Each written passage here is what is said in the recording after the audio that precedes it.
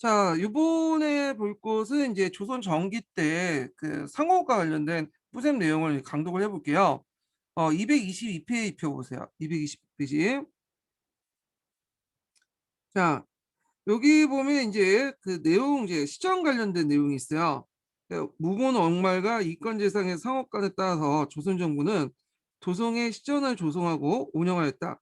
그래서 시전을 통해 도성상업과 전국의 교환 과정을 간장했고 동시에 국가의 수요물과 도성민들의 일상적인 수요품을 조달하는 목적이었다. 태종 12년 2월부터 14일까지 세 차에 걸쳐서 횡랑 조성 조사 그 공사 끝에 오늘날 종로 1가와 남대문 때 시전 상가가 배치되었고 이 구간에 시정구역이 설정되었다. 그래서 요 부분이 예전에 한번 시험 문제 나왔으니까 좀 기억을 해두시고 제가 강의하다가 태조 때라고 말한 것 같아. 그 시전 설치 부분을. 근데 이제 태종 때요. 예, 좀 수정을 해주세요. 예. 그래서 시전 행랑에서는 강제로 이주된 개성상인을 비롯해 대상인들이 입주하여 영업했다. 시전은 각각의 판매 물품에 따라서 시전 내 일정 구역에 구분하여 배치했는데, 자, 이런 원칙 아래 개점하여 영업한 시전으로서는 현재 철물점, 면주점, 목화점, 면주점 등등 이런 것들이 확인되고요. 그리고 이제 조선 후기 때 이제 유기전 상인들이 등장했다, 여기 나오죠. 그래서 이제 조선 후기에는 유기전이라고 하여 고액의 상세를 부담하는 6종류의 대표적인 시전들이 등장했다. 자, 근데 이제 유기전 외에도 그 외에도 이제 여러 그 저기 뭐냐면 시전들이 등장해요. 그래서 이 시전들이 국역을 담당함으로써 금단 정권은 처음에 유기전만 주어졌다가 나중에는 확대되죠. 조선 후기 때 좀 얘기를 하고요. 자, 그 다음에 국가의 건설한 공랑에 영업한 이들은 이제 시정상에는 그에 상응하는 의무로 시역을 이제 부과했는데 그 시역을 보아서 이제 상세, 책판, 자벽 이런 세 가지였다. 상세는 각 시정 구성원들의 수에 따라서 일정한 인두세와 공랑 임대료를 공란세를 추가한 그 정액세고, 책판은 공문이나 진상이 충당하지 못한 국가 수요물에 대해서 충당한 의무다. 자, 그리고 이제 물론 독판 물품에 대해서 대금이 지급되었다. 그리고 자벽은 주로 국장이나 대신에 예장의 출장 추적 의무다. 그래서 이제 이런 시역을 부담하는 대신에 국가의 보호 육성을 받았으며 그 도성 내 물품 판매의 독점권을 받았다. 그런데 이거는 조선 후기 때예요.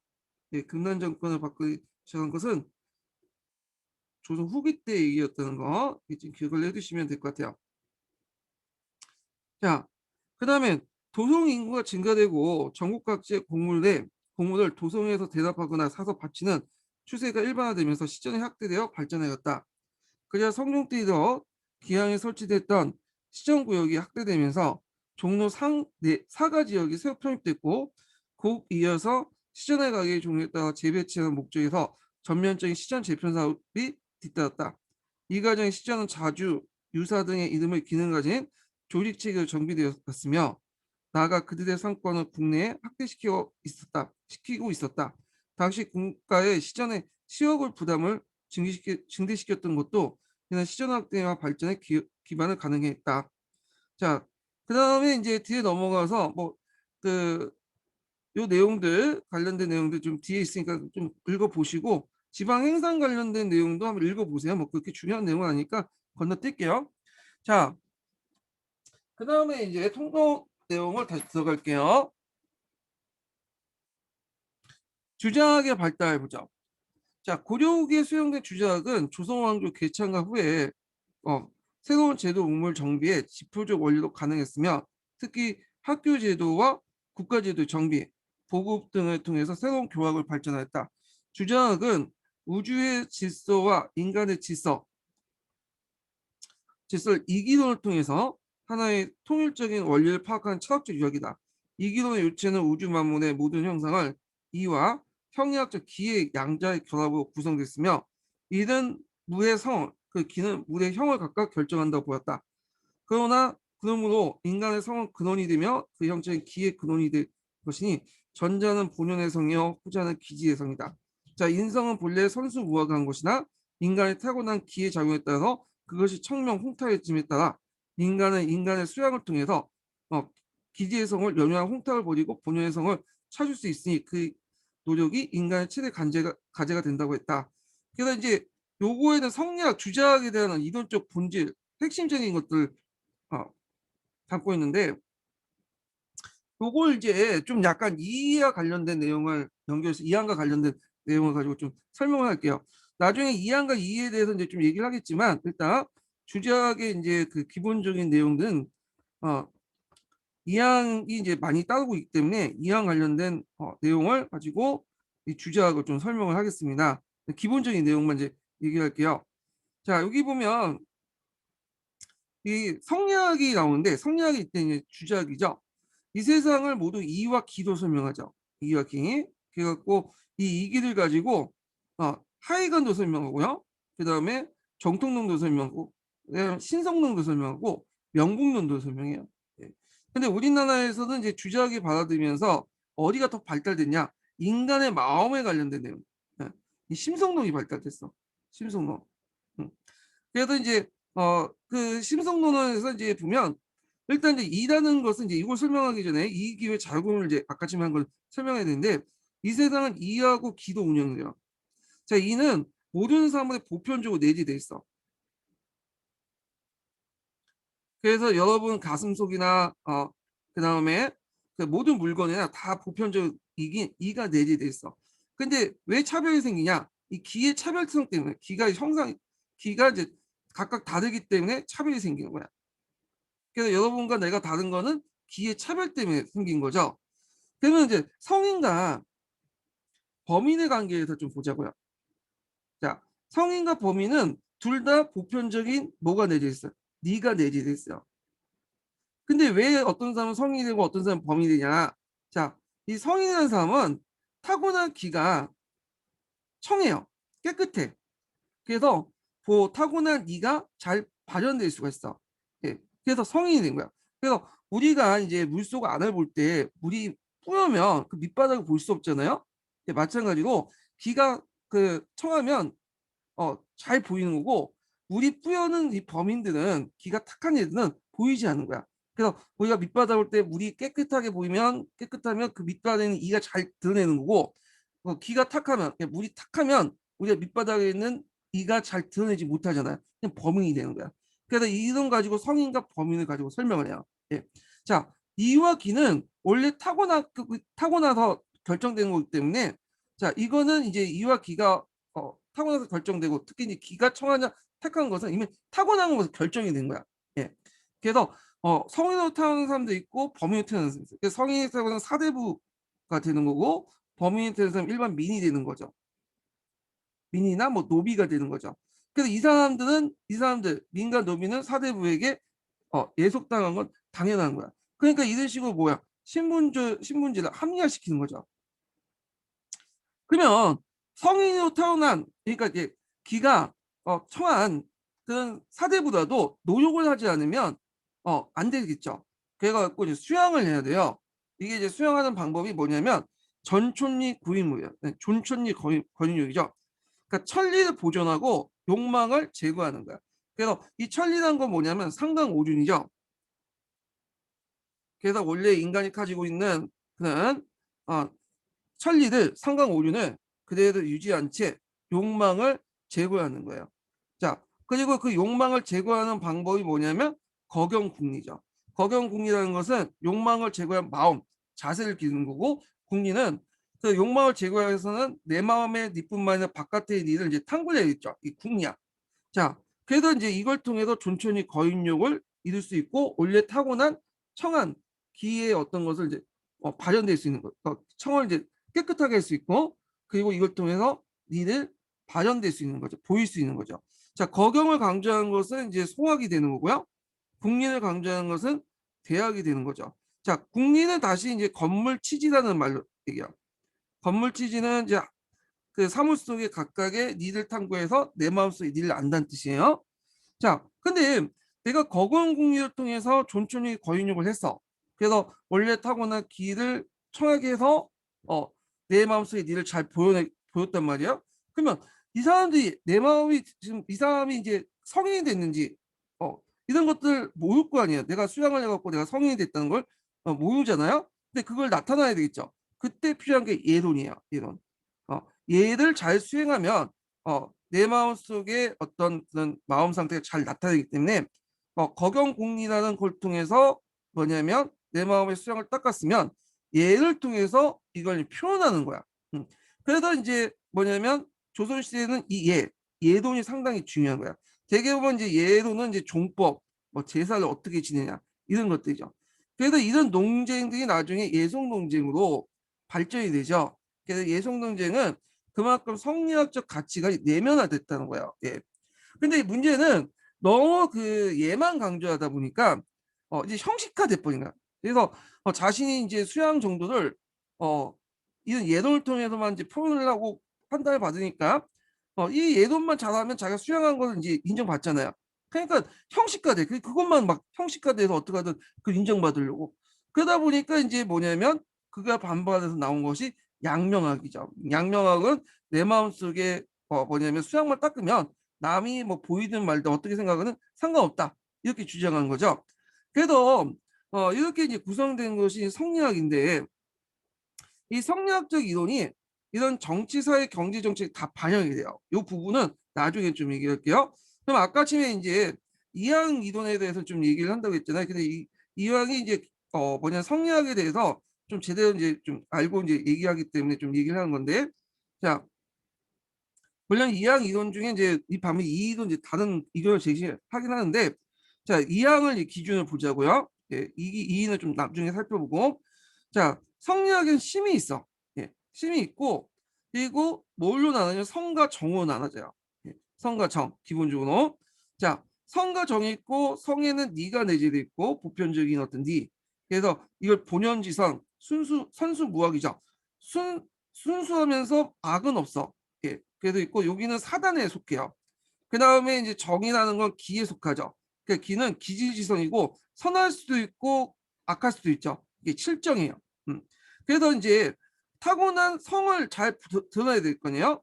그래서 그 당시 이제 기를 이제 뭐냐면 어 그 성을 잘 드러내기 위해서는 기가 청해야 되겠죠. 그러기 위해서는 뭘 해야 돼? 수양을 해야 돼. 아까쯤 얘기했처럼 존촌의 거육을 내기 위해서 거경궁이나 건물 지지를 해서 어, 이 청을 깨끗하게 해서 길을 깨끗하게 해서 이를 잘 드러내는 방법이죠. 그래서 이제 성인 군자가 되는 거예요. 자, 이게 이제 이 뭐냐면 성리학의 심성론의 주요 내용이에요. 예. 그래서 나중에 이제 이 이와 기의 작용, 성과 정의 작용에 관련돼서 이항과 이의가 이게 이제 사단 칠정 논쟁을 벌치게 되잖아요. 이건 뒤에 좀 얘기를 하고요. 자, 그다가 이제 있고 그래서 이제 주제학은 조선 정치인용으로 정착하면서 고려말에 강조했던 명분론과 도리론을 도리는 현실 정치의 그 실효성이 감소되고 대신에 종류에 배격되면서 사장이 다시 중시되었다. 그래서 이제 여기에서 이제 그 현실 정치에서는 고려말에 강조했던 명분론과 도리론 현실 정치의 그 실효성이 감소되고 그 종전에 배격됐던 사장이 중시됐고요. 자, 사장이라는 내용이 나오죠. 사장은 왕정과 관계된 문서 작성과 각종 편찬 사업, 4대 교류 외교 문서 작성을 소홀 수 없는 것이다. 그러니까 원래는 성리학이 초창기 들어올 때는 이제 대의명분을 되게 강조했는데 이 조선 초기다 보니까 이제 대의명분만 강조할 수는 없잖아요. 건국식이니까 왕도 정치 외에도 패도도 필요하고 그러다 보니까 실용적인 방향으로 이제 뭐냐면 어, 나타나기 시작해. 그러면서 이게 뭐냐면 사장이라는 형태가 이제 강조되는데 예전에 원래 성리학은 경학을 강조했잖아요. 경학 대신에 사장이 강조. 사장이라는 거는 어, 왕의 문서 작성, 각종 편찬 사업, 4대 교리 문서야. 그 당시에는 명나라의 관계가 되게 중요하기 때문에 명나라한테 어떻게 외교문서 포전문을 잘 써야지만 살아남을 수 있었어요. 그래서 이걸 소유할 수 없었던 거야. 그러다 보니까 15세기 때 그 성리학자들은 보통 간학파라고 하죠. 이 간학파들은 16세기 때 그 사림들보다 좀 더 실용적인 성격이 되게 강해요. 이런 것들. 그래가지고 이제 얘네들은 어떤 성리학적인 명분론도 동시에 있지만 동시에 실용적인 성격도 강해. 그래서 실용적인 성격이 한당 유학적인 어떤 그 특징도 같이 가지고 있어요.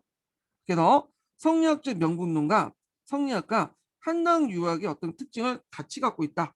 그래서 겉으로는 성리학을 내세우지만 실제 그들의 국가 운영을 보면 뭐 한당 유학이라든지 법가적 정책 이런 것들이 되게 들어가 있어. 예, 그걸 이제 볼 수 있는 게 이 사장을 강조한다는 거 볼 수 있고요. 근데 뒤에 등장한 이제 16세기 때 살인파들은 어, 이 사람은 그 종전의 간학파를 비판하는 이들은 진정한 성리학자들이 아니다. 그래서 사장 대신에 이제 경악을 강조하기 시작해. 네. 그러면서 원래 이제 그 한당 유학적인 요소를 버리고 순수한 성리학으로 돌아가자. 이런 사람들이야. 그러니까 그러다 보니까 학문적인 간학파, 이게 뒤에 이제 홍구파와 연결되죠. 홍구파와 간학파와 대립을 할 수밖에 없어. 예. 그래서 이런 것들 15세기 성리학과 16세기 때 성리학은 좀 약간 좀 다르다. 예. 15세기 성리학은 겉으로는 뭐냐면 명분론과 이런 것들을 이제 강조하지만 실질적으로 되게 실용적인 성격을 갖고 있다. 근데 16세기 들어오면서 이게 뭐냐면 순수 성리학이 등장하면서 실용적인 성격이 빠지고 이제 뭐냐면 명분과 의리를 되게 강조하는 이런 성리학으로 바뀌었다. 그래서 그 대변자가 사림이고 15세기 성리학의 대변자가 간학파나 또 그 이는 홍구파들이다. 이렇게 기억을 해주시면 돼요. 자, 그 다음에 이제 여기 보면 이제 조선 전기 양반사의 주작에 대해서 쭉 얘기했는데 이거는 각자 보시고 예. 그 다음에 이제 조선 주작에서 이제 강조되는 것이 또 주작아래 같은 걸 또 강조하잖아요. 예학 같은 것들 강조하고 네, 이런 내용들. 그래서 이제 그 주작아래하고 주작아래는 가족들의 운영의 지표를 준수하는 데서 정형적으로 나타났다. 그리고 사장이나 예학이 능통해서 경상의 주육한 경우도 이런 분위기에서 나타났다. 뭐 이런 내용들 좀 기억을 해두시면 될 것 같아요. 자, 그러면 여기에서 이제 그 관련된 내용을 한번 찾아볼게요. 예약 관련된 내용 69페이지 잠깐 볼까요? 네, 보충 페이지 69페이지.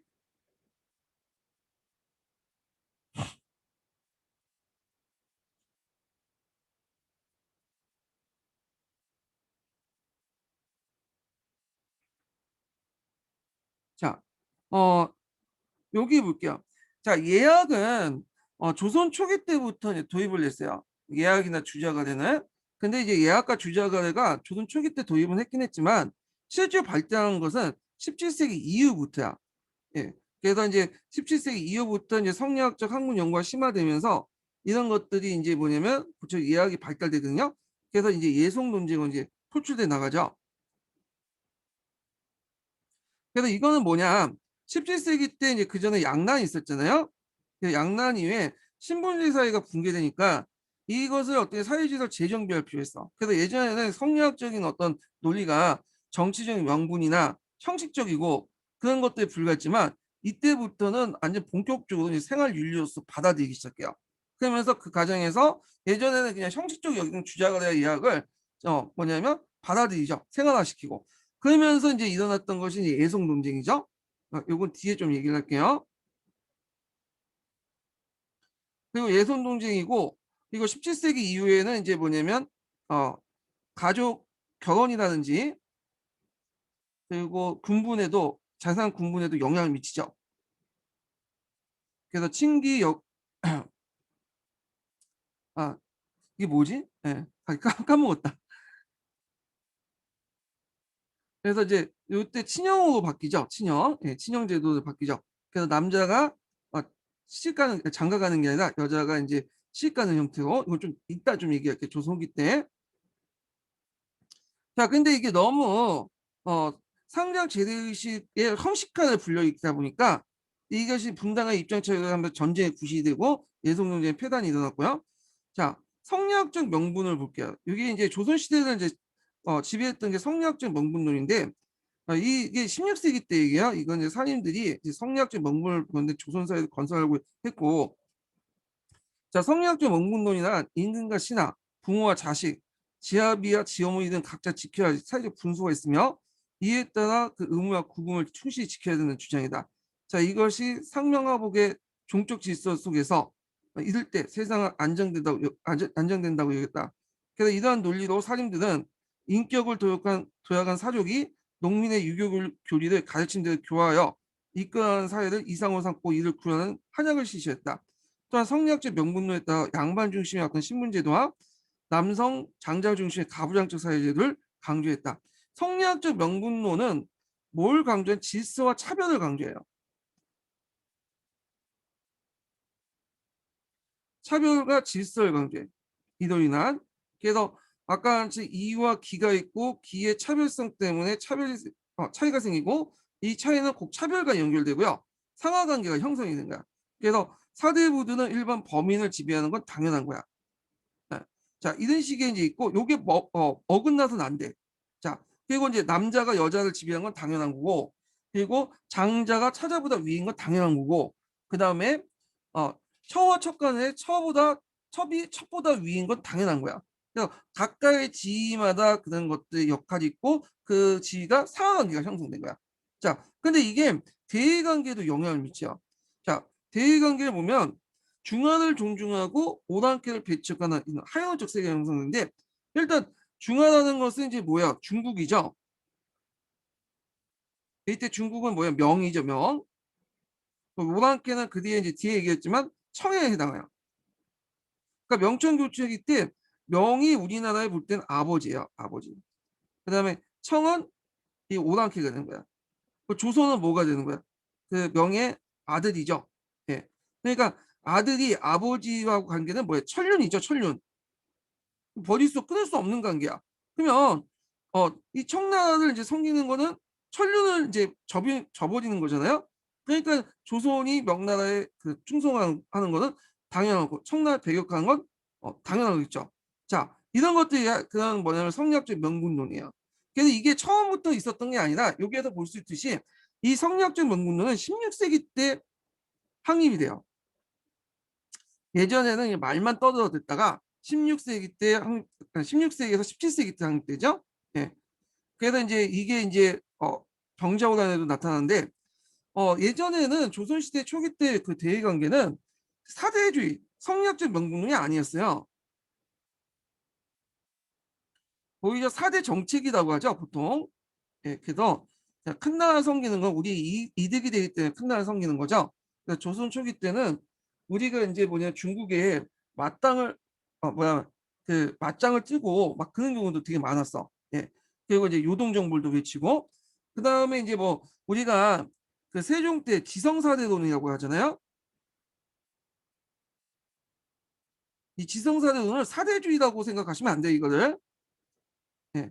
지극히 정성적으로 사대를 한다는 뜻인데 그럴 수밖에 없었던 게 그 당시 명나라 초기 때 보면 이제 왕들 보면 홍무제나 뭐 영락제 그런 사람들이잖아. 근데 그런 사람들은 자기 마음에 안 들면 옆나라 치고 그런 경우가 많았거든요. 그러니까 그 조선이라는 나라가 중국보다 작잖아. 그래서 세종 입장일 때는 밑보이면 어떻게 되겠어요? 우리나라도 중국의 공격을 받을 수 있겠다. 그러니까 지극히 정성스럽게 사대를 해야 된다. 그래서 지성사대론을 주장한 거야. 그러니까 이거는 나라의 이익에 따라서 사대를 하는 거지. 우리가 생각하는 뒤에 이제 16, 17세기 살인들이나 그 들처럼 사대 정책이라고 볼 수는 없어요. 사대주의라고 볼 수는 없어요. 예. 근데 뒤에 이제 병자호란이나 이런 거는 완전히 사대주의죠. 그래서 이제 큰 나라 섬기는 것이 우리의 이익이기 때문에 그런 게 아니라 우리 조선의 나라가 그 자식의 나라잖아요. 당연히 부모가 위기에 처했으면 도와줘야 된다. 그래서 이런 식으로 해갖고 효의 논리를 가지고 이제 설명을 해. 절대적으로 만든 거죠. 상대적인 어떤 사대동이 아니라. 그래서 이제 이런 것도 좀 같이 기억을 해두시고 자, 그래서 이제 이렇게 해서 한번 좀 봤고 그 다음에 이제 그 69페이지 잠깐 보고 아니 봤죠? 71페이지 보세요.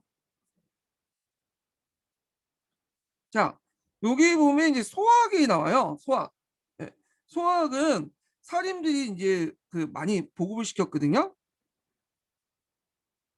그리고 이제 소학을 널리 보급시킨 사람이 여러분 조광조죠. 그 사람들이 많이 보급상. 그래서 이 소학을 상당히 중요시 했는데 요거 한번 읽어보세요. 그냥 이거 다 읽기는 좀 힘드니까 소학을 강조했다. 예.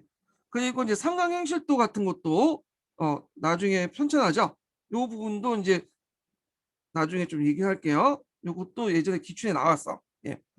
자, 그다음에 이제 한글 창제 부분을 넘어가겠습니다.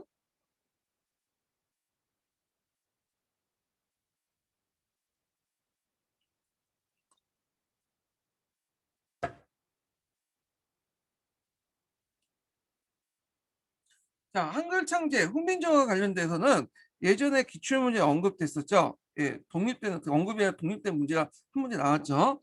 그래서 한번 읽어볼게요.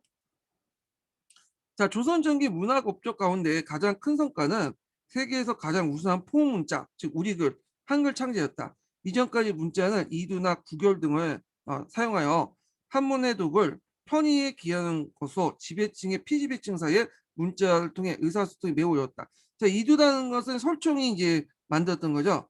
그래서 한자를 어떤 것을 그 모양을 따와서 우리나라 음과 어떤 것들을 표시하는 거죠. 예, 음을 음차하는 형태가 이두고 구결이라는 것은 점을 찍어서 이제 표시를 하는 거야. 예, 그래서 약간 뭐냐면 성조하고 비슷하다 보시면 돼요.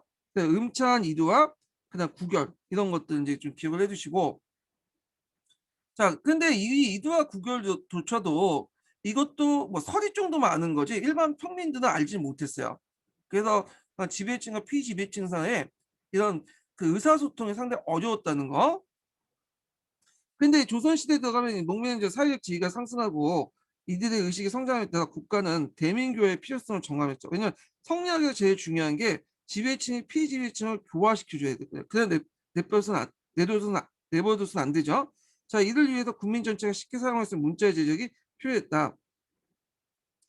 자, 이거 외에도 플러스 요인이 있는데 이건 이제 나중에 푸셈할 때 이제 또 살펴보기로 하고 이에 세종은 태종 때 모든 통치 질서가 일단 정비된 것을 배경으로 해서 집현전학자를 중심으로 궁정에 정음청을 설치해서 한자의 응음을 연구하게 하고 이를 바탕으로 콧소리 11자, 닷소리 17자 모두 28자 한걸 제정하게 되었다. 자, 요거는 잘못된 것이 뭐냐면 집현전학자를 중심으로 한 게 아니에요. 앞에서 얘기했지만 세종이 신이 그냥 만들었어. 자기의 그 왕자들과 공주들을 데리고 보조 아래 만든 거기 때문에 집현전학자들이 이제 중심을 만들었다는 건 말이 안 되는 거고 다만 나중에 이제 그 훈민정음 공포되고 나서 거기 언해가 작업을 할 때 이런 것들을 할 때 집현전학자 젊은 학자들이 이제 참여했다 이렇게 좀 기억을 해주시면 될 것 같아요.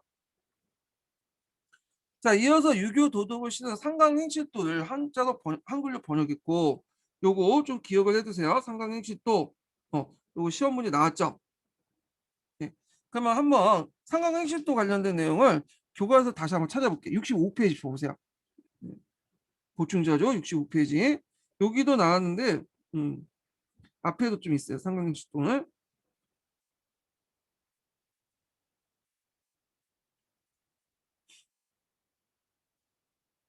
자 여기 사료가 나와 있는데 요 사료를 좀 읽고 할게요. 여기에 예전에 기출 사료 나왔어요. 성광희 씨도 언제 나왔나 하시는 분도 있는데 그러면 이분들은 기출 분석을 제대로 못한 분이시죠. 요게 92년도 예전 오래된 기출문제 나왔어요. 예, 그래서 한번 나올 가능성이 있어. 예, 예전에 아주 오래된 객관식 기출에서도 시험 문제 자주 나오는 경우 있잖아요. 예, 한번 읽어볼게요. 자, 왕께서 집현전 부제학 신 설순에게 명하여 편찬하기를 맡게 하였다. 이에 중국에서부터 우리나라 이르기까지 동방고금의 서적에 기록되어 있는 것을 모아 열람하지 않은 것이 없었습니다. 그 중에 호자, 충녀, 연려 등을 우뚝히 높아서 기술할 만한 자를 각각 110인을 찾아내서 이들을 홍한 그림으로 그리고 왜냐하면 상강객실 같은 경우에는 상강에 대한 윤리를 알려줘야 되잖아요. 근데 그 당시에 학자들이 그 당시 농민들이 이 글자를 잘 모르는 사람들 많아요. 그러니까 이제 그림을 그려가지고 이걸 알려주는 거야. 자, 그때 사실을 기록하여 모두 시를 붙였습니다. 그래서 이제 요거에서 이제 그림을 보여주고 다음 판에 여기 사실을 이렇게 붙였나. 근데 이거 처음에는 한문을 적었다가 나중에 이게 너무 못 읽으니까 나중에 한글 창제 이후에서는 이제 뭐냐면 한글로 바꾼 거죠. 그래서 한글 창제 이유 중에 하나가 교화의 목적이 여기에 들어가 있는 거예요. 예. 자, 이들 편찬을 마치니 이걸 상강행실도라고 이름을 하사했으니 주저서에 가서 인사하여 같이 길이 전하게 하였소 이렇게 있죠. 그래서 이제 쉽게 그 상강 오륜의 윤리를 국민들 백성들에게 알려주기 위해서 그림과 함께 한글로 이렇게 주석을 갖다 붙인 것이 글로 붙인 게 상강행시도다. 한글본 이렇게 좀 보시면 될 것 같고요. 자, 그래서 이제 상강행시도는 그 뒤에도 있죠. 여기 어디 있어? 이 부분에도 있으니까 한번 보시고요. 그래서 여기 보시면 상강행시도 열연어 목판화 부분이 있는데, 자, 이 목적은 사회적으로 여성들의 시생을 제도하여 성리학적 여성 윤리를 확대시키는 게 제작인데, 지금 보면 완전히 말도 안 되는 성인지 감수성이 부족한 거죠. 예. 근데 지금 관점에서 보는 게 아니라 그 당시에 이제 그 가치관을 봐야죠. 자, 하여튼 여기 보면 이제 그림이 있어. 원래 그림만 있었는데 이게 안 되니까 이제 좀 그림만 보고 모르죠. 그러니까 여기를 이제 한문으로 적어놨다가 한문 보면 모르잖아 또. 그러니까 여기에다 이제 한글로 적어놓은 거야. 훈민정음으로.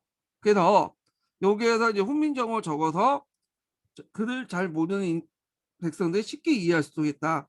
그래서 이제 이렇게 좀 기억을 해두시고, 상강행시도 한국 번역본은 그 성종 때 나왔어요. 이건 아마 선종 때 내용이야. 선종 때. 예. 그래서 요 과정에서 있다. 여기에서 이제 볼 수 있듯이 뭐냐면 교화를 목적으로 한 거다. 교화를. 예. 교화를 이렇게 기억을 해두시면 될 것 같아요. 자, 그 다음에 이제 다시 넘어가서 통론 내용을 읽어볼게요. 자, 상강행시도를 한글로 번역하였고, 이거는 이제 아까 치면 이제 어, 성종 때 번역한 거, 상강행시도 자체는 세종 때 만들어졌고요. 그 다음에 이제 이성계 조상이 공덕을 창당한 용빈 어천가를 한글지어 실제 사용해 모범을 보연 뒤 훈민정음의 이름으로 정식 반포되었다. 자, 그래서 이제 계속하여 이제 세종 때 명의로 홍문정음을 번역한 동국정음을 가능한데, 여기 뭐냐면 요거는 학문의 이제 발음 기호를 이제 바로 잡는다고 보시면 돼요. 그러니까 예를 들었고 이제 우리나라에서 이제 대자나 이렇게 소자가 이제 중국에 건너왔어요.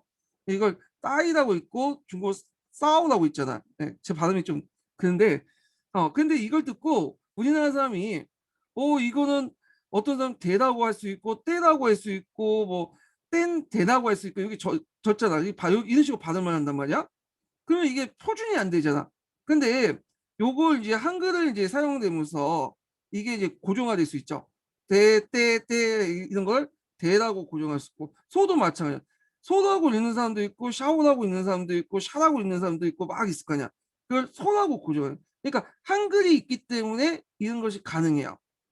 그래갖고 이제 뭐냐면 이런 동국정음은 이런 것들을 이제 표준화시켰다. 발음을 한자 발음을 표준화시켰다. 홍국정음에 있는 한자 발음을 표준화시켰다는 건 이제 의미가 있고요.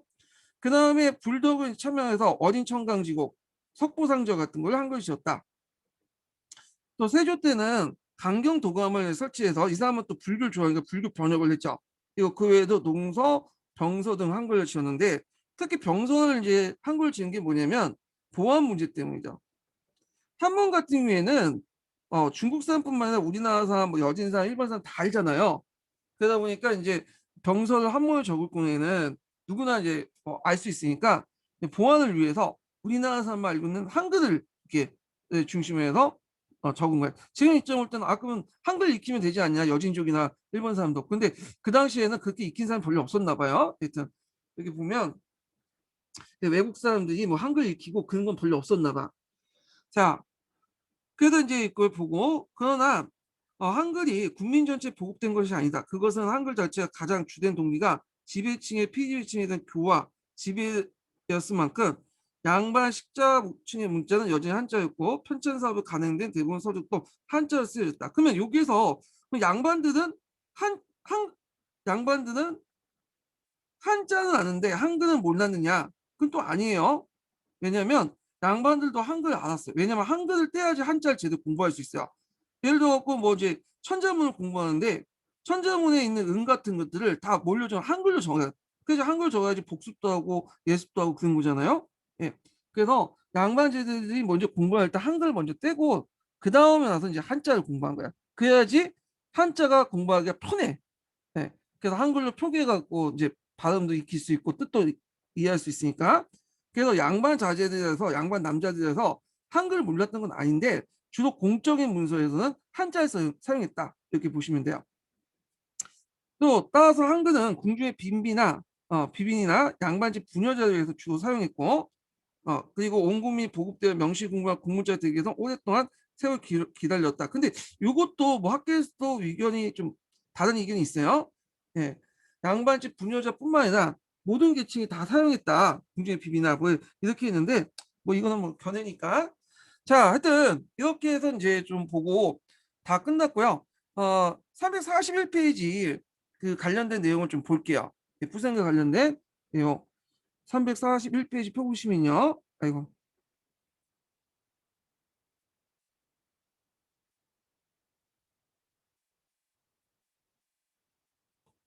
한국사 통론에 보면 약간 이제 사실이 안 맞는 것도 있고 좀 약간 이제 예전 관점이 되게 많거든요. 그래서 이걸 좀 다른 책하고 좀 비교해가지고 구분을 하셔야 돼. 그래서 한국사 통론도 뭐냐면 안 읽을 수도 없고 해가지고 있는데 그래서 제가 이제 이거 할 때 이제 여러 관점들 같이 소개시켜 드릴게요. 예, 잘못된 것도 좀 바로잡고요. 자, 여기 이제 우리 문자가 만들어지다 이렇게 볼게요. 자, 여기 이제 훈민정음 창제와 관련된 내용이 있는데 요 첫 번째 단락은 건너뛰고 두 번째 이제 단락을 좀 볼게요.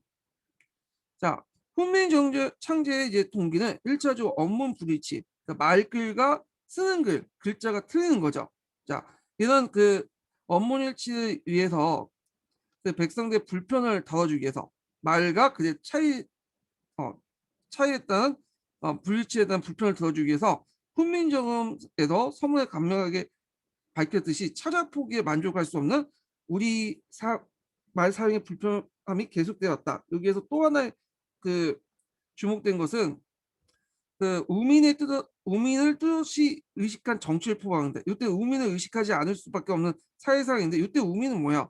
어리석은 백성이라는 뜻이죠. 그러니까 일반 민이라고 얘기하시면 돼요. 그러면 이들과 왜 뚜렷하게 의식할 수밖에 없었냐? 그건 사회적 변화가 있었다는 거죠. 그래서 아까 얘기한 처럼 이제 뭐냐면 그 민들의 성장을 볼 수 있죠. 민의 성장. 그 이들의 민의 성장하면서 어떤 소통의 필요성을 느꼈던 거죠. 자, 그래도 이제 있고 이 시기에 포방된 민유 방본의 정신도 민이 나라의 근본을 포방하지 않으면 안돼 시대적 형편에 도래했음을 뜻하는 거야. 민유 방본이라는 것은 백성을 근본으로 한다라는 뜻이야. 자, 그만큼 이제 일반 민들의 중요성이 커졌다는 거죠. 그렇게 사회가 돌아가기 시작했고 당시 이 지배층들은 당시 지배층들은 그 민유방법의 그 여러 정책을 시행했던 것이고 한글 창제도 이러한 실상에서 이루어졌던 것이다. 그리고 세종에 비롯한 당시 지배층이 훈민정음 창제에 통해 구체적으로 이루고자 하는 백성의 교화다. 네, 요거 기억을 해두시고 민의 성장께 백성의 교화도 두 번째 이유라고 이제 볼 수가 있겠죠. 예. 그리고 성리학계에서 이제 또 강조되는 것이 교화야, 교화. 그래서 사대부들은 백성들을 교화시켜줘야 돼. 이 교화. 예. 자, 그 다음에 당시 훈민정음 창제를 반대했던 신료들은 그 이유 하나를 상강행시토에 반포한 뒤에도 그 충신, 효자, 연료가 더 많이 배출된 것을 보지 못했는데 반드시 업무 해석한 다음에 본받겠다고 지적했다. 그러니까 상강행시토는 예전에 이제 발행을 했어요. 훈민정음 이전에 거기다 이제 그림과 그려놓고 한문도 같이 적었는데 이걸 했는데도 불구하고 충신, 효자, 연료들이 배출하지 못했는데 요거 백성의 교화로 이제 한글 만들어봤자 다시 번역해봤자 이걸 보겠느냐? 제대로 교화가 제대로 안 된다. 이걸 지적했죠. 이 말은 뭐냐면 훈민정음 자체가 교화의 수단으로서 만들었다는 걸 또 반증을 하고 있죠. 예. 자, 뭐 이렇게 이제 볼 수가 있고. 자, 그 다음에 그 앞부분은 이제 각자 이제 논쟁 얘기니까 이제 보시면 되고. 자, 훈민정음의 제작 원리는 이제 국문학에서 이제 강조되는 건데 우리가 이제 그걸 알 필요는 없을 거예요. 관심 있는 분들만 보세요. 예. 그 다음에 훈민정음 쭉 넘어가서 몇 페이지 보시냐면요. 그 앞부분에 훈민정음이 이제 어떤 영향을 받아가지고 이제 했는가에 대해서는 쭉 나와 있는데 뒤에 넘어가서 이제 여기 보면 몇 페이지 보시면 어, 두 번째 단락부터 볼게요. 두 번째 부분. 몇 표? 344표 두 번째 단락. 자, 훈민정음은 문자 자체로서 훌륭한 글자였지만 활용에 있어서 지배층의 문자였던 한자 보조적 기능이 붙였다. 당시 지배층이 사용했던 한자 또는 한문은 유교 및 유학이 보급 발달하는 과정에서 깊은 관련이 맺으면서 이 훈민정음 창제 훨씬 이전부터 사용되었다. 그래서 동아시아 가장 선진적인 문화를 지니고 있었던 중국에서 제도와 문물 받을 때 동일한 발전 과정이 있던 조선시대로서는 대부분의 지식체계가 한문으로 이루어졌던 정통에 하루아침에 훈민정음을 바꿀 수 없었던 것이다.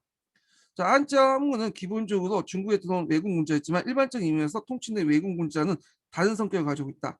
무엇보다 한문은 중국에서조차도 국어가 아니라 문어로 전이됐고 또한 문어로서 한문은 그 중국 내 어느 지역 방언과 일치하는 추상적 문제가 됐다. 이게 뭐냐면 실제 이제 백화문하고 실제 백화문화 쓰는 문자가 다르다는 거야. 예. 이 말은 이제 우리나라도 똑같죠. 우리나라 말하고 쓰는 거 한문 다르죠. 그러니까 중국에 대해서 특별하게 이게 뭐냐면 일치되는 게 아니라는 거죠. 말과 글이 일치되는 것이 아니라는 거죠. 우리나라도 그렇지만 그래서 이제 그다음에 예전부터 계속 사용됐고 이걸 이제 일종의 지식의 소통 수단으로 기 때문에 이런 점을 강화할 때 이게 우리가 이제 한문이 단순히 외국어가 아니라 이게 그 당시 사용했던 국제어였다. 이런 걸 이제 얘기를 하고 있어요. 예. 자, 그다음 뭐 한문에 이제 관련된 내용이 있는데 이거 쭉 읽어보고 자, 훈민청 그 창제의 의의를 볼게요. 자, 여기 보면 이제 첫 번째를 볼게요. 한문의 사용은 한문의 사용과 더불어 기득권을 유지하는 그 지배층의 반발을 물리치고 일반 백성들의 문자를 창제했던 데 파격적입니다. 그 당시 이제 기득권들이 이 한글을 만드는 것에 대해서 되게 반대했죠. 예. 그 반대를 예상했기 때문에 그 당시 그 몰래 만들었던 거고요. 그리고 공포를 나니까 채말리 같은 사람도 막 일어나고 반대를 했어. 그들의 논리가 뭐냐면 백성 한문도 있는데 왜 한글을 만드냐. 그리고 이런 그 한글 예전에 만들었던 그 독자적으로 만들었던 그 사람들은 되게 오랑캐 민족들이다. 우리 같은 중화 민족의 어떤 후손들이 그걸 만들 수 있냐. 그리고 심지어는 우리가 독자적인 문자를 만들었다는 사실을 그 중국이 알면 명나라가 알면 어떻게 되겠느냐 뭐 이런 식으로 이제 얘기하니까 어 열받아갖고 세종이 너가 뭘 아냐 하면서 막 하면서 따졌죠. 그래서 그런데 하여튼 이런 것들을 물리치고 일반 백성의 문자를 창안했다는 데서 파격적인 일이고 둘째는 중국뿐만 아니라 일본, 베트남을 비롯한 동아시아 전역에 한자와 한문을 사용하는 유교 문화권이 형성되고 있었던 당시 국제사회 분위기로 봐 고유 문자의 발명은 편만한 일이 아니었다. 그래서 번안, 여진, 위구르 등 아시아 여러 민족들이 자기 언어를 포기하기 위한 문자를 만들었던 건 사용했던 사실이나 이는 모두 한자를 병행해서 만든 건데 후대까지 지속하지 못했다는 점에서 한글과 지적을 그러니까 이 말은 한글은 독자적인 형태로 한문과 달리 후대에도 지금 계속 사용하고 있죠. 그래서 나름대로 의미가 있다는 거.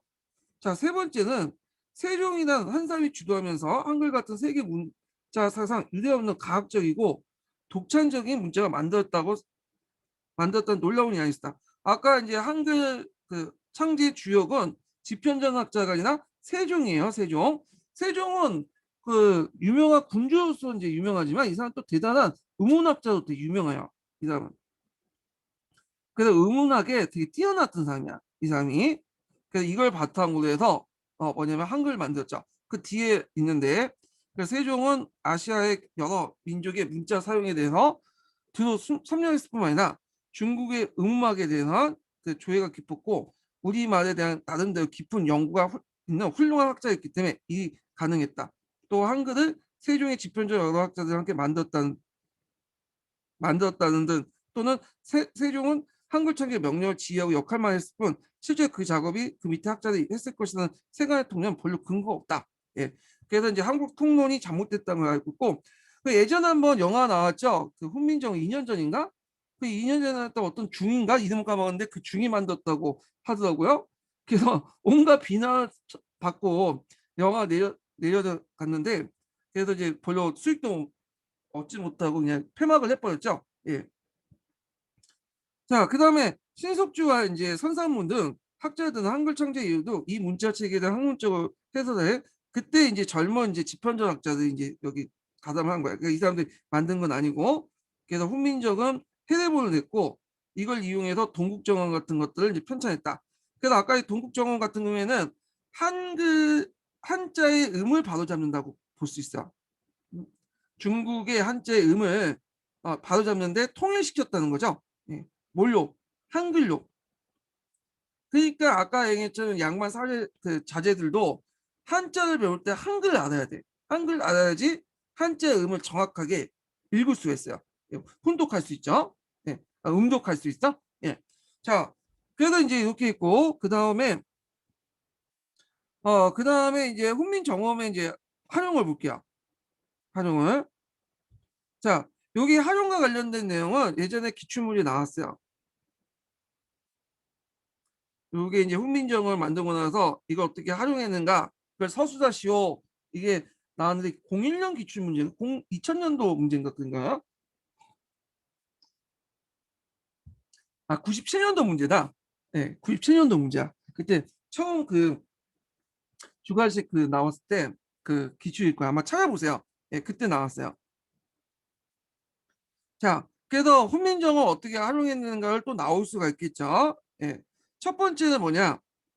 한자의 발음이 우리나라 현실을 바로잡기 위해서 운서를 편찬했다. 아까 이제 운서 얘기했죠? 예. 그래서 한자 발음이 그 당시 통일화되지 않기 때문에 이 통일화 작업에 위해서는 한글이 필요했던 거야. 자, 그래서 이제 내용을 보면 처음에는 운해를 번역했고 우리나라 한자의 표준화를 다양하다 무리가 있음을 깨닫고 아까 동국 정음이나 훈문 정음 역훈을 운서로 편찬했다. 자, 둘째로는 함무된 주요 서적들을 한글로 풀이해서 왕조의 위협을 널리 보급하거나 백성을 교화하는 데 이용했다. 예, 두 번째인 거죠. 그래갖고 이 교화가 이제 중심이죠. 그리고 왕조의 위협. 그러니까 대표적인 게 용빈 어천가, 원인 청강지고, 석보상절, 금강어예 이런 것들이죠. 그래서 용비 어천가는 이성계 업적 같은 거, 이성계 그 조선 시대 때 그 왕대 업적, 그 선조들 이성계와 그 위에 있는 5대의 업적을 그 선대의 업적을 이제 미한 거고. 근데 이제 여기 뭐 원인 청강지구가고 그다음에 어 금강경의 언해나 이런 것들은 좀 약간 그런 것 같아요. 불교 서적 같은 거는요. 이거는 백성 교화보다는 그다음 세종이나 세조가 불교를 좋아하기 때문에 그걸 한 거고 처음부터 이제 유교 서적을 번역하기 좀 힘들었어요. 왜냐면 이 한글에 대해서 그때 초창기 때 그 만들 때 공부할 때그 성리학자들이 별로 안 좋아했어. 이 관료들이. 왜냐면 어떻게 이 한글 이제 되게 천하게 생각했기 때문에 이걸 가지고 유교 서적을 만든다, 번역한다, 당연히 반발할 수밖에 없죠. 근데 나중에 이제 16세기 들어가서야 이제 가서야 백성들 교화시키려면 한글 필요하다는 인식하고 언해 작업을 하게 돼요. 근데 아직까지는 유교 경전을 뭐냐면 번역할 만큼 그게 깡다구가 없었어요. 그 당시에는 세종이나 세종 하도 반발이 심하니까. 그래서 주로 이제 불교 서적을 번역을 한 건데 이게 뭐 교하고 연결된지 잘 모르겠는데 자, 그 다음에 이제 이렇게 하다가 요 사서는 이제 16세기 때 이제 들어와서 이제 번역하기 시작한 거죠. 15세기 말에서. 그래서 농사직서 같은 농서도 번역 보급하였다. 예. 그래서 이제 이런 것도 이제 보시면 되고요. 그래서 대표적인 이제 그 뭐 유교 서적, 이 사서는 이제 유교 서적을 통칭한 걸로 유명한데 물론 노노, 맹자 이런 것도 포함되지만 요 사서 외에도 한약 같은 것도 하죠. 그래서 우리가 요번에 시험 문제 여시한약, 언해 같은 것들, 여시한약을 어, 언해, 그러니까 한글로 번역했죠. 그래서 이제 사림들이 주도해가지고 번역한 것들. 자, 그래서 셋째로는 행정실무를 담당하는 서리도 하여금 훈민정음 익히게 하여 일반 백성의 국가 시책을 알리는 데 이용했다. 근데 이 서리들도 이게 좀 약간 엘리트 의식이 있어갖고 실제 업무는 한글을 잘 안 썼다고 그래요. 그래서 이두라든지 한문을 많이 썼다고요. 그래야지만 좀 뭔가 꼰대 있잖아. 뭐는 간지가 있어 보이잖아. 간지가. 예. 그래서 이제 이런 것도 있고. 자, 그다음 네 번째로는 시가, 산문 등 문학 창작의 학민정이 점차 이용되었다. 자, 여기에서 이제 이건데 훈민정음, 언문, 군문 등 한글 같은 시기에 따라 명칭이 바뀌어온 것에서 볼 수 있듯이 어, 시기에 따라 받아들인 의미가 계속 변동했지만 가학성과 체계성, 실효성에서 훈민정음은 세계 문화사상의 획기적인 우수한 문자임을 틀림없다. 세계 문자사상 획기적인 우수 문자임을 틀림없다. 이렇게 보면 되고요. 여기에 이제 활용 내용에 또 추가할 것은 뭐냐면 아까 얘기했지만 이제 군사와 관련된 병서, 네, 병서를 쓸 때 이런 것들을 이제 병서 번역 병서 이제 쓸 때나 군사 기밀 같은 거 있죠. 네. 군사 기밀이나 병서 같은 것들을 쓸 때 이 한문을 많이 활용했어요. 국가 기밀이니까. 네, 보안과 관련돼서 한자보다는 이런 한글을 많이 이용했다. 그래서 여기 훈민정음 활용 관련된 내용은 예전에 기출문제 나왔기 때문에 요거 좀 정확히 기억을 해 두시는 게 좋을 것 같아요. 요 부분은요. 예. 자, 그다음에 다시 인제 넘어가서 통론을 볼게요. 자, 학문의 발달 관련된 내용인데 여기 보면 자, 조선 초기에는 여러 방면의 학문이 발달되었고 그 성과가 서적의 편찬으로 나타났다. 그래서 조선 초기는 16세기와 달리 15세기 때는 다 이 성리학도 아까 명분론이 좀 약하고 실용적인 성격이 되게 강하다고 했죠. 실용적인 학문이 되게 발달됐어. 교과서에도 있지만 이 실용적 학문이 발달됐던 배경이 교과서에 있어요. 왜냐하면 그 당시 이 고려 말의 영향 때문에 고려 말에 그 원나라 때죠. 원나라로부터 여러 가지 기술이라든지 어, 이런 것들, 그다음에 이런 천문학 등등 이런 것들 실용적인 것들이 많이 들어왔어. 기술이나 천문학 이런 것들이 들어오면서 이런 기풍들이 15세기까지 가요. 예. 그래서 이 간학파들은 성리학도 연구하지만 이런 실용적인 것들 되게 강조했다. 그래서 기술이나 기술 여러 가지 기계를 만들거나 천문학 같은 것들을 발전시키거나 하는데 15세기 때 그 조선 초기 때 그런 실용적인 학문 발달 이런 것들은 예전에 한번 시험문이 나왔어요. 뒤에 좀 다시 얘기를 할게요.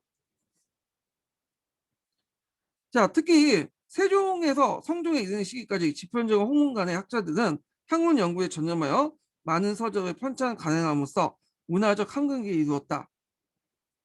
자, 이때 편찬된 서적들은 대개 유교 정치에 필요한 실용적인 것이었다. 자, 당시 국가에서 가장 큰 관심인 것은 사서의 편찬인데 역사는 정치의 거울을 인식하고 있어서 경학과 함께 매우 중요시했던 까닭이다. 이 가운데 가장 대표적인 것이 역대 국왕의 실록이다. 그래서 국왕이 사망하면 춘추관 사관들이 정황대 그 사실들 기록한 사초를 근거로 편년제 실록을 편찬했는데 1413년에 태조실록을 간행하는 것을 시작하여 그 후에 계속하여 편찬하였다.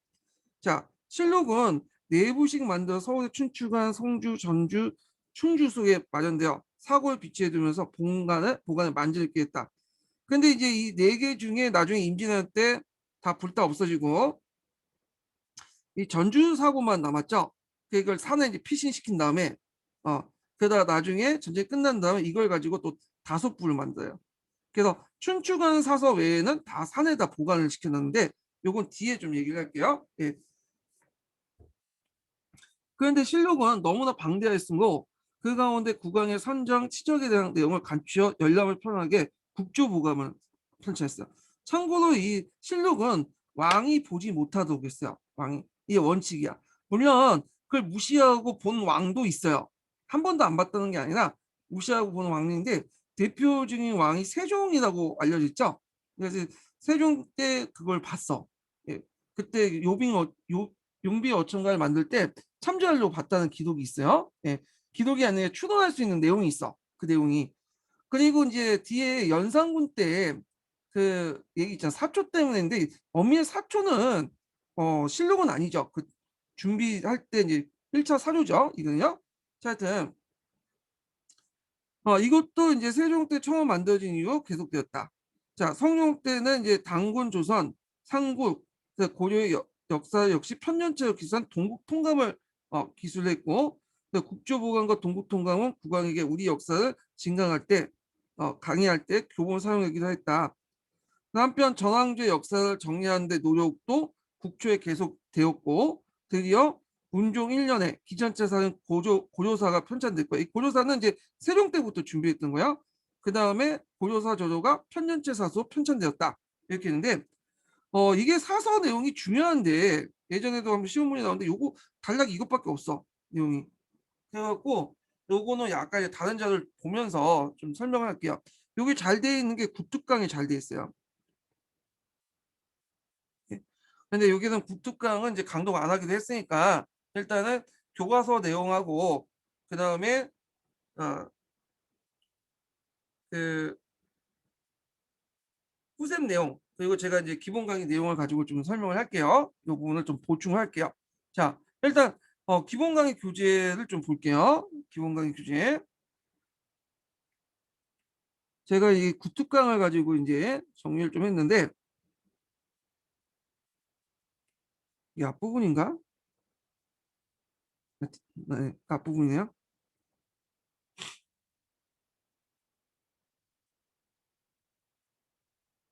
예. 자, 요 내용 중에 일부는 또 심프셈에도 있어요. 예, 역사서의 편찬 목적을 볼게요. 자, 일단은 그 건국 초기는 당연히 고려 왕조를 멸망시켰으니까 조선 왕조의 어떤 정통성에 대한 명분 이런 것들이 되게 중요하겠죠. 그리고 성리학적인 통치 구조 정착. 자, 그다음에 15세기 사서는 이제 전반적으로 자주적이고 당군을 강조했고 간찬 사서고 뭐 고대사를 정리했고요. 그 동국사적, 삼국사조요 뭐 이런 것인데 저조라는 것은 예전의 기록을 뭐냐면 요약했다 여기 보시면 돼요. 그래서 삼국사기 기록을 요약했다. 이게 저조죠. 예. 그다음 16세기는 이제 살인파이 등장했던 시기죠. 그래서 살인의 정치, 문화의식이 반영됐고 존화주의와 왕도주의를 반영했고요. 상대적으로 기자들을 강조했다는 거. 사작형 그 사서들이 많은데 예전 사서들 요약한 사서들이 많아요. 예. 그래서 이제 경사일치에 따라 경악을 보조적인 수단으로 사용했다는 거. 그다음에 조선왕조 실록이죠. 이게 상당히 중요해요. 이게 시험 문제는 안 나왔지만 한능검이나 수능에서 많이 언급됐기 때문에 언젠가 나올 수가 있어. 자, 조선왕조실록의 친년법은 이 국토강에 나왔지만 유년칭호법이야. 유년칭호법. 자, 유년칭호법은 예전에 한번 얘기했죠. 이게 유자 그 건너뛰다 유자야. 그러니까 왕이 즉위하면 그 왕의 즉위년도를 가지고 칭호를 하는 게 아니라 계산하는 게 그 다음 해 왕의 새 왕의 칭호를 하죠. 그부터 계산하죠. 그래서 750년에 왕이 즉위했으면 그 그 다음에 751년에 즉위년이 되는 거예요. 이런 식으로 하는 게 유년칭호법이고요. 그 다음에 실록 자체가 편년체예요. 편년체. 일기식 편년체고 25대 태조와 철종까지인데 여기에서 고종실록과 순종실록이 있는데 이걸 제외시켰어요. 이건 뭐냐면 그 총독부사 이왕직에서 편찬했기 때문에 이거는 정통성이 없다. 이렇게 이제 제외시켰는데 실제 27건이나 보시면 돼요. 근데 여기에서 일기라는 게 있죠. 일기는 연산군 일기, 강해군 일기 등등 있는데 노산군 일기 이거는 이제 왕이지만 쫓겨난 왕 이런 사람들이죠. 반정을 통해서 연산군은 알다시피 중종 반정에서 쫓겨났고 강해군은 이제 인조 반정에서 쫓겨났잖아요. 노산군은 이제 자기 그 작은 아버지에서 쫓겨나는데 노상군은 원래 노상군 일기라고 했다가 숙종 때 이 사람한테 이제 뭐냐 묘가 주어져요. 그래서 다시 명예가 회복되고 숙종 때 같은 경우 역사 바로세기 세우기 운동이 일어났어. 성리학적 명분에 맞게. 그래갖고 이제 단종 대항실록 이런 것들이 나와요. 예. 그래서 단종이라는 묘가 주어지면서 이제 이름이 바뀌었죠. 자, 그 다음에 이제 요 개정 작업이 있는데 예를 들어서 원본을 파기해서 이제 했던 것은 태조 정종 태종실록이 있고 전문 부인해서 새롭게 이제 편찬한 것은 현종 개수실록이 있고 그다음 그 수정실록 같은 거는 사실의 착오 수정해서 선조 수정실록 경조 수정실록이 있고 그런 등등이 있었다. 그래서 이제 있고 이건 아마 이제 정권마다 어떤 정파가 집권할 때마다 이제 이렇게 했는데 이런 것도 좀 기억을 해두시면 돼요. 그래서 선조 수정실록과 이런 것들 볼 수 있어요. 원래 선조실록은 누가 북인이 만들었죠. 근데 선조 수조실록은 서인들이 만들었어. 그래서 정권이 바뀔 때마다 이렇게 바뀌었다. 이게 편찬사업 새롭게 수정하는 실력들이 나타나요. 근데 이게 개수하거나 수정하거나 보고를 할 때 주의할 것 중점적으로 볼 게 뭐냐면 예전에 있는 원본을 폐기한 게 아니라 그대로 놔둔 거야. 놔두고 뭐냐면 한 거죠.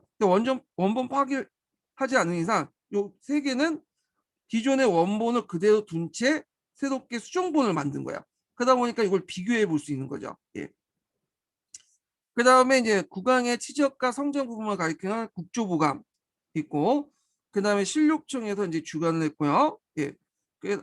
춘추관에서 이제 있는데, 춘추관에서 이제 왕이 죽으면 실록청을 설치해서 이걸 했고, 그래서 춘추관 내 임시 관청에서 했고요. 그다음 기본 자료는 사초가 있어요. 사초. 그래서 이건 이제 뭐냐면 이것도 사초가 이제 입시사초와 가장사초가 있는데, 입시사초는 이제 옆에 보면 이제 사극 보면 왕들 옆에 사관들 있잖아요. 사관들이 열심히 적어서 뭐냐면 정리해서 제출한 게 입시사초예요. 자, 근데 가장사초는 입시사초 제출한 후에 집에 돌아와서 자신의 기억을 토대로 사찬을 써. 평가를 하죠. 그래서 보관을 해. 사찬, 자신의 어떤 주관 평가가 들어가 있어. 사론 같은 게 들어가 있죠. 그러다가 이제 왕이 죽으면 실록청에 제출해요. 이 가장사촌. 만약에 이거 제출하지 않고 어디 뭐 버렸다거나 잊어먹었다 하면 큰 처벌을 받게 돼요. 예. 그 다음에 춘추관 일기도 유명한 이제 사초죠. 이것도 이제 크게 이제 기반되는 거고. 그래서 춘추관 일기는 이제 그 소속 관청의 업무 현황 같은 걸 이제 적어 놓은 거고. 그 다음에 그 외에도 시정기가 있어. 네. 그래서 시정기 같은 경우에는 그 당시 이제 뭐 입시사초, 춘추관 일기, 승정 일기, 경영 일기, 각청의 일기를 모아가지고 그 당시 일별로 모으고 다시 월별로 모아서 이걸 3년마다 인쇄를 해요. 이게 이제 시정기인데, 이 사초와 시정기를 합쳐가지고 기본자료를 하고요. 그 외에도 이제 보조자로서 의정부 등록, 경영일기, 승정일기 등등등 이런 것들이 있고, 참고자로서 개인일기, 문집, 야사, 부전 등등 이런 것도 있다. 예. 그래서 기본자료는 사초지만, 사초와 시정기지만 그 외에도 보조자료, 참고자료 여러 자료를 참고해서 만들었다. 이렇게 보시면 돼요. 자, 그리고 이제 이 사고인데, 사고는 이제 보면 처음에는 그 4개 사고 있었다 그러죠. 대개 보면 이제 도성 안에 이제 포함되죠. 무성이나 춘추관이나 충주, 성주, 전주성 이렇게 했는데, 나중에 이제 외란 이후에는 다 없어지고 전주 사고만 나왔죠. 전주사 모항사 하다가 나머지 이제 이 전주 사고에 있는 모항사 사고에 있는 내용들을 다시 복사를 해. 인쇄를 해갖고 다시 이제 5부를 만들죠. 그러니까 춘추관을 제외하고는 오대산, 태백산, 만이산, 모항산. 그래서 5개 사고는 다 산으로 가요. 예. 그래서 이제 있는데 춘추 사고는 이제 이간해난 때 순조 때 하가 없어지고요. 오대산 사고는 동경대에 있다가 강동 대지는 없어졌는데 운 좋게 몇 건이 빌려간 사람이 있었어요. 그래서 그게 나중에 돌아와요. 이 오대산 사고는. 태백산의 사고는 규장각에 있다가 서울대에 있다가 지금 전국 기록 보관소에 있고, 만이산 사고는 정족산을 갔다가 구장 갔다가 지금 서울대학교 도서관에 있고요. 묘항산 사고는 그 적상산에 있다가 항실 장서관에 있다 이게 없어졌는데 전쟁 통해 북한에서 가져왔어. 김일성 대학인데 이게 북한에서 최초로 우리보다 빨리 조선왕조 실력을 번역했던 것이 이 묘항산 사고를 가져갔기 때문인 거죠. 자, 그 다음에 고려사와 고려사 조를 볼게요. 자, 고려사 편찬 과정을 보면 일단은 이제 그 조선이라는 나라가 등장하니까 앞에 있는 고려사를 정리할 필요가 있잖아요. 그래서 그걸 통해서 고려 왕조의 정통을 계승하고 조선 왕조의 건국의 정당성을 마련할 필요가 있겠죠. 자, 그래서 이 작업을 정도전이 있어. 기록에 보면 정도전이 고려 국사를 편찬하여 조선 왕국의 정당성을 밝혔다 있는데, 문제는 이 고려국사라는 책이 지금 남아있지가 않아요. 기록에만 있어. 예. 그래서 편년체라고 이제 보고 있어요. 편년체. 다만 이제 이 고려국사가 후에 그 고려사 저조라는 책이 있어요. 이 저조는 요약한다고 했죠. 이 요약하는데 이거는 그 문종 때 편찬 고려사를 요약한 게 아니라 고려국사를 요약할 거라 보고 있어요. 왜냐하면 고려사에 있는 없는 내용들이 저조에는 이게 많아. 왜냐하면 저조는 요약하기 때문에 고려사에 있는 내용을 요약해야 되잖아요. 근데 고려사가 없어. 그러면 당연히 앞에 정도전이 있었던 고려국사의 내용을 요약할 것이다. 이렇게 보면. 그러면 정도전은 앞에서 왕권을 추구하는데 강조해서 신권을 추구하는데 신권을 강조했죠. 예. 그래서 신권을 강조했어. 그러다 보니 고려국사라든지 고려사 저조도 대개 보면 신권 중심이야. 신안을 강조하는 그런 내용도 있고요. 그래서 이제 그 정도전의 고려국사는 그가 1차 왕자의 난 때 죽은 후에 고려 말의 역사를 사실과 다르고 이거 자기식으로 편찬하고 이거 자기 쪽의 인물들만 너무 뭐냐면 좋게 평가했다. 그런 논란을 불켜서 결국에는 폐지되고 다시 태종에서 세종 때까지 개천 작업을 해요. 그리고 나서 이제 문종 때 만들어지죠. 새롭게 고려사가 만들어지죠. 그래서 이제 고려사의 구성을 보면요. 자, 요것도 좀 기억을 해 두셔야겠죠. 이거는 이제 삼국사하고 좀 비교해 보세요.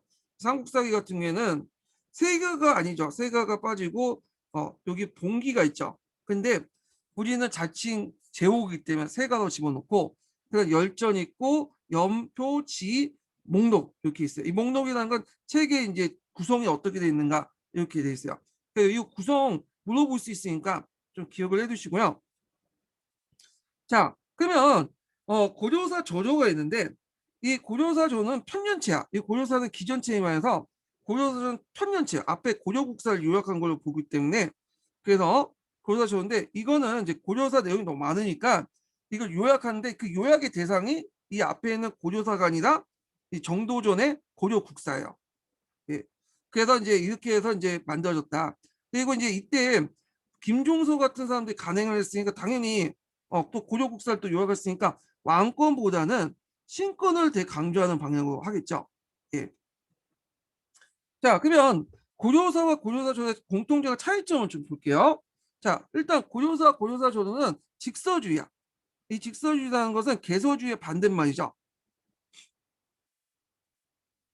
그래서 성리학적 명분과 같이 안 맞다도 당시에 이제 용어를 그대로 쓰는 거야.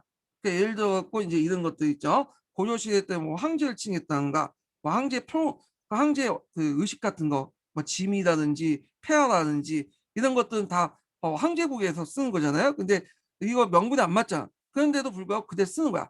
왜냐하면 이걸 그대로 써야지 후대사를 평가할 수 있다. 그래서 이때 이제 직서주의, 개서주의 논쟁을 할 때 직서주의 선택하자고 이제 세종이 밀어붙여가지고 결국에는 직서주의 택택했고 개서주의는 성리학적 명분에 맞지 않는 것은 이름을 바꿔 쓰는 거예요.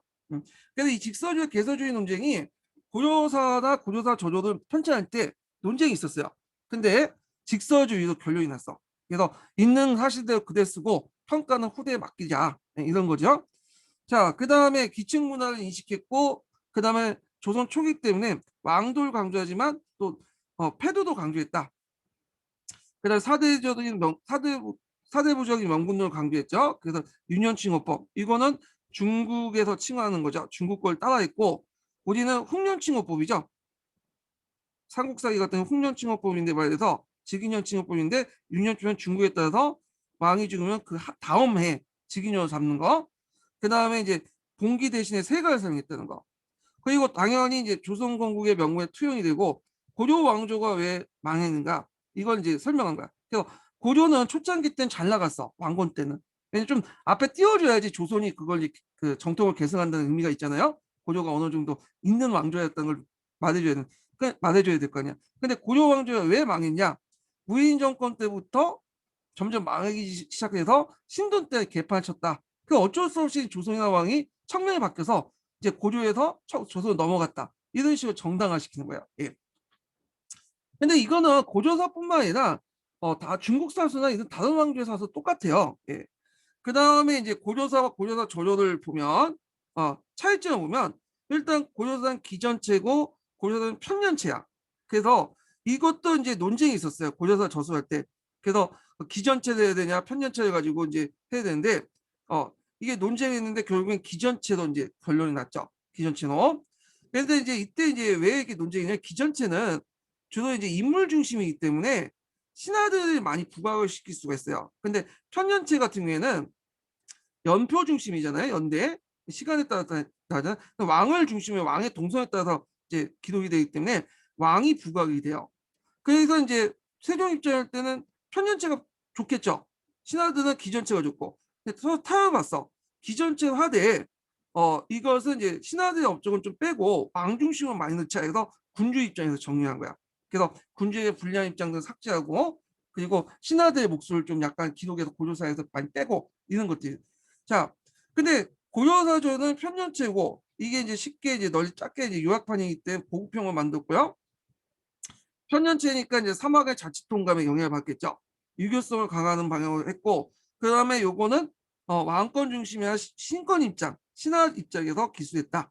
그 이유는 고려사 저도 자체가 고려 국사를 뭐냐면 요약을 했기 때문에 그죠. 고려사관이나. 자, 그다음에 이제 건근이 이제 저수산 이제 동국 사약이 있어요. 그러니까 동국은 우리나라고 우리나라 역사를 요약한다는 거죠. 그래서 삼국사기와 삼국유사를 축약해서 연대사로 이제 서술을 했다는 거. 편전체고, 그날 신화와 전설적인 인식을 삭제하고 불교를 비판하고 상강우리의 유교적 합리성을 강조해서 있다는 거. 그 다음에 이제 유교 국제질서 4대 중 명분론을 강조했고, 그 다음에 이제 요 사만론에서 많은 백제, 변화는 고구려, 진화는 신랑. 그래서 이런 인식이 16세기 상고사에 영향을 줬다. 자, 이런 인식이 이제 그 뒤에 동국제의지와 관련돼서 한번 시험 문제 언급됐었어. 예문에. 동국통감인데 이 동국통감은 성종 때 만들어졌어요. 그래서 살인파하고 홍구파들 공동 전술이야. 그래서 여기 객관적 기록을 홍구파들이 이제 기술했지만 여기에 있는 주관적인 논찬들은 이 살인파들 있어. 예. 그래갖고 이제 공동 전술을 했고, 그래서 자주적 입장에서 고대사를 새롭게 정리를 했고, 그 동국통감이라는 통사의 펌체를 창수했다. 그래서 이제 단군 조선부터 고려 말까지 우리 역사의 정리한 편년체 통사다. 예. 근데 어떤 사람이 이게 자주적이 아니라 사대적이라는 평가도 있어요. 근데 뭐 교과서나 통론에는 그렇게 돼 있으니까 그렇게 알아두시고, 동국통감은 살인파 홍구파의 공동 저술물이다. 자, 16세기 사설 볼게요. 16세기 사설 이제 대표적 박상의 동국사락 있죠. 주제에 강목국을 사용했고요. 강목국은 성리학적 가치를 강조한 거죠. 그리고 앞에 동국통감을 축약했다. 유교적 인물 중심으로 재구성했다는 거. 자, 그 다음에 동문서습은 그 기자 중시에 소중하시고 우리나라 역사 교과서인데, 이거는 역조선에서 제가 얘기했죠. 이거는 이때 만들어지고 조선 후기 때 널리 유포됐어요. 이거는요. 예. 그래서 이거는 국사책보다 한국사 문제는 역조선 문제 나오고, 이거 뭐죠? 포조 문제 동국사예요. 자, 요거는 좀 기억을 해두세요. 이거 왜 기억해요? 예전에 기출문제 나왔어. 객관식 기출문제. 포제 음주라는 건, 포제는 사건의 요지를 표제, 제목으로 다 헤드라인을 만들고, 이렇게 해서 헤드라인을 만들고, 그 밑에 고유한 명사 음을 줄을 단 체제를 포제 음주다. 예. 이걸 이제 동국사인데, 이 동국사락, 그러니까 박상의 동국사락을 재해석한 거야. 예. 그래서 재해석해서 이걸 이제 자기식으로 해석해 갖고 만든 책이 포제 음주 동국사학이야. 그래서 헤드라인을 달고 거기에 중국식 음이 아니라 고유 명사와 음과 줄을 단 체제인데, 자, 그 원본이 박상의 입장에 비판적이고, 저리보다 정치지도, 사대보다 외교 항쟁, 유교적인 성세보다 민족적 성세를 강조했다. 근데 이 책은 16세기 사서인데 불구하고, 그러니까 16세기 사서는 사림들이 만들었기 때문에 사대적이다. 15세기는 자주적이다. 이렇게 얘기하잖아요. 그런데 그럼에도 불구하고 유희정의 그 포제 음주 동국상은 되게 자주적이에요. 상당히. 그리고 오히려 15세기 때 사서보다 훨씬 더 자주적이야. 이런 게. 자, 그러니까 사대적 요소가 별로 없어. 그러니까 예외적인 거예요, 이거는. 그래서 무조건 이제 어떤 시대가 있다 해서 전반적 시대 특징이 있다 해서 항상 그 모든 개별적인 그 사실과 인물들이 그 시대의 특징에 다 속한 건 아니에요. 그래서 이 포제 음주 동국사학은 사대적이 아니라 상당히 자주적이다. 기억을 해두시면 될 것 같아요. 자, 그래서 이렇게 해서 이제 전반적으로 제가 그 구특강에 있는 내용을 한번 요약을 해봤어요. 그래서 자세한 내용을 알고 싶은 분들은 구특강에 있는 내용을 보세요. 이걸요. 자, 그러면 이제 잠깐 이제 그 교과서에 있는 내용을 한번 살펴볼게요. 72페이지. 어. 자, 교과서 내용을 이제 살펴보기 전에 제가 세 번째 인증본을 알려드리겠습니다. 세 번째 인증본은 50번이에요. 50번.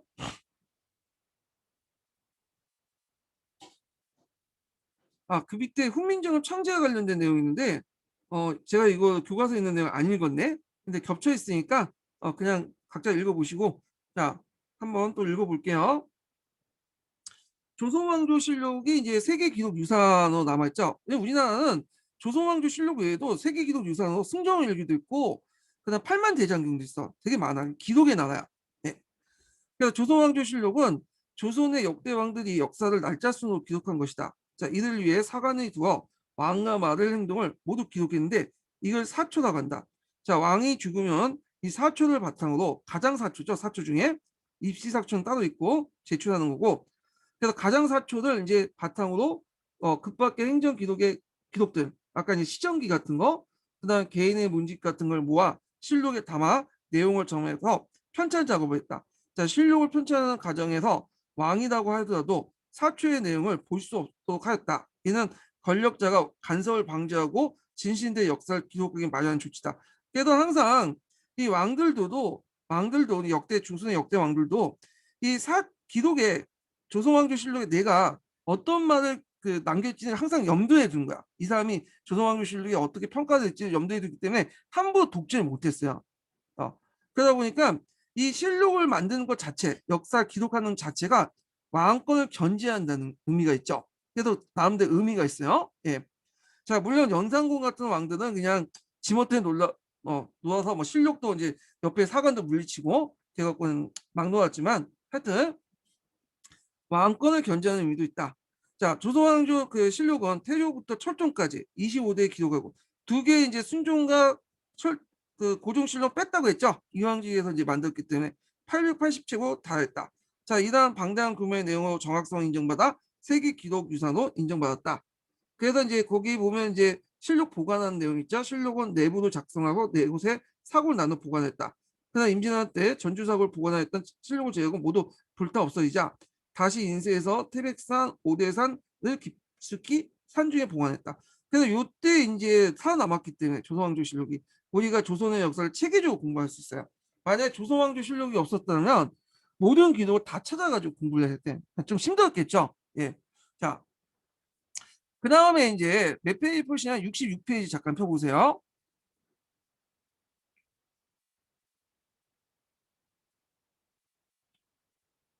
자, 66페이지에 보면 고려사가 있어요. 고려사 서문이 있는데 요거 한번 읽어볼게요. 제 생각에 요거 한번 기초에 언급될 수 있어갖고 이런 게 서문 내용을 좀 읽어볼게요. 자, 태조께서는 고려 왕조는 이미 폐허로 되었으나 그 역사는 사라질 수 없다고 생각하여 사관들에게 고려 역사를 편찬케 했는데 야사들의 각종 기록을 참고하여 간부의 장서를 들추어서 상가 3년의 노력을 다해서 고려 일대 역사를 완성했다. 이곳으로 역사의 밝은 거울을 후대 사람들이 보이며 선악의 사실들 영원히 전하도록 하였다. 자, 이런 내용이 나오면 뭐냐면 고려사라 이렇게 좀 기억을 해두시면 돼요. 고려사. 자, 그다음에 요때 이제 그 15세기 때, 16세기 당군의 인식에 관련된 내용 볼게요. 되게 15세기 때는 당군을 되게 중요시인데 여긴데 반해서 16세기 상구 그때는 당군보다는 기전을 강조했죠. 자, 그래서 이제 보면 태조 이성계가 왕위에 오른 직후 당시 예조 관리가 민족의 시조인 당군에게 제사를 지내자고 주장한 바 있다. 자, 고려 시대까지만 해도 국가에서 기재와 동명왕에게만 제사를 지내는데 여기에 당군을 포함하자는 것이다. 자, 이는 조선에 세운 사대부들이 당군을 민족의 시조로 여기고 중국에서 첫나라 세웠던 요임금과 대등한 군주로 인식함을 보여준다. 그래서 그 인식이 이제 어디 나면 동국 통감에 나와 있죠. 동국통감은 요가 이제 즉위한 후 50년 뒤인가요? 50년 뒤인가? 40년 뒤에 당군이 즉위하고 요때 요게 즉위년을 그 자치통감을 기준으로 해갖고 정해서 당군 즉위년으로 산출됐죠. 이게 BC 2333년이에요. 예. 근데 뭐 이거에 대해 또 다른 관점도 있어요. 예. 좀 뭐냐면 이제 사대적 의미에서 했다. 요보다 요 임금의 즉위보다 뭐 50년 뒤지 않냐, 뭐 40년 뒤지 않냐 이렇게 관점도 있어요. 예. 자, 이후 평양에서 당군의 제사를 지내는 제도가 만들어지고 별도의 사당을 건립했다. 또한 강화 어, 첨성대에서 그 거행된 초제도 줄곧 시행되었다. 예, 참성대 여기 있죠. 참성대 발음이 좀 그네. 참성대. 그래서 참성대에서 거행한 초제도 줄곧 시행되었다. 자, 당군에 대한 인식은 16세기 때 그 중앙정계에 진출하면서 일시로 약화됐던 살인들은 이제 완전한 성리학자들이죠. 중국을 사모하고 사대주의자고, 그래서 6.25 경제 노노인 현위에 등장한 기자가 우리 민족의 선진문물을 가르쳤다면서 전설을 받아들여 당군보다 기자를 민족의 시조를 이해하는 태도를 갖게 되었다. 하지만 이런 분위기는 17세기 비판적 움직임이 일어나서 다시 당군 조선이 정통의 역사적 사실을 인정받게 됐다. 근데 이제 여기에서 주의할 건 당군이나 기자가 실제 역사적으로 존재하냐 마냐가 존재 그 사실이 아니라 그때 당시 사람들이 그 당군과 기자를 어떻게 바라봤느냐, 그는 인식의 문제예요. 예. 그리고 이제 학계에서는 기자는 아예 그냥 어, 존재하지 않다고 보고, 당군은 특정한 인물이 아니라 당군 왕검이라 해서 그 당시에 그냥 재정일치의 지배자들을, 청동기 시대 지배자 칭호로 보고 있죠. 예. 그래서 이건 인식의 문제고 사실의 문제는 아니에요. 자, 그래갖고 이제 요렇게 해서 이제 한번 읽어봤고, 남아 있는 게 이제 뭐냐면 아, 그 뿌센 관련된 내용이 있어요. 실록하고 이제 뭐 당군 숭배 관련된 내용도 있는데, 요 뿌센 내용은 시간이 지금 다 됐기 때문에 다음 시간에 하죠. 예, 오늘 수고하셨습니다.